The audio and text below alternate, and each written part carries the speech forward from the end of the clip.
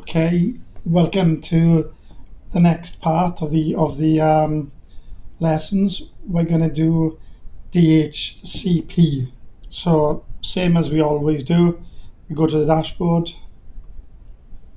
add roles, next, that's the server we want to pick. Next, DHCP server. So we tick that.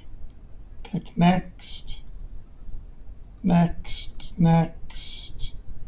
install. Now we'll wait for that to install. I'll pause the video just for a second. Okay, that took a couple of minutes, and now I can click close, and it does say complete the configuration up here. We wouldn't really have to do this because we can go to tools and DHCP, and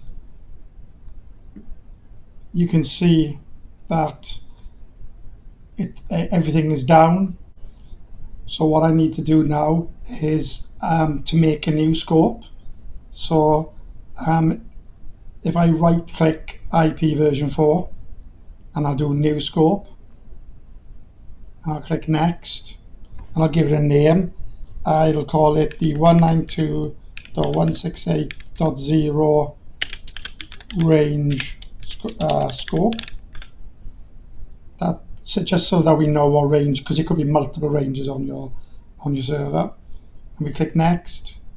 Start address will be 192.168.0.20, and we'll end it at perhaps 150. We can go up to 255 or 254. So that's the range of addresses from 2 to 150. Click next. We can leave that out. It'll have at least for 8 days. Yes, it says we want to configure other options. We'll say yes. We can bypass these. It's domain.local 192.168.0.1. That's fine. We're not going to be using wins, so we can click next. Do we want to activate this scope now? We click next and finish. And then when we look at server options, it'll say the address pool is 20 to 150. Then when we click back on this IP version 4, it says to authorize this DHCP server, we need to go to the action menu and click authorize. So action menu,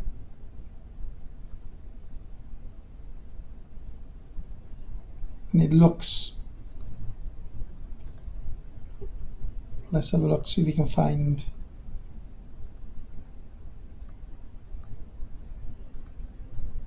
so it's Zen server domain.local, action and authorize, and then it does take a bit of time for this to go from red arrow down, which means it's down, to green arrow and up, but it will get there. Sometimes you need to close this down, go back into tools and DHCP, and you can see they're up now. Okay, and if I look at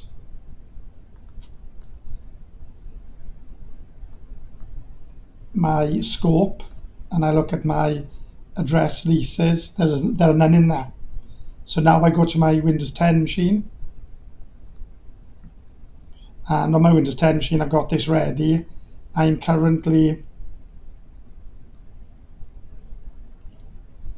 on 192.168.0.15, and if I ping the server,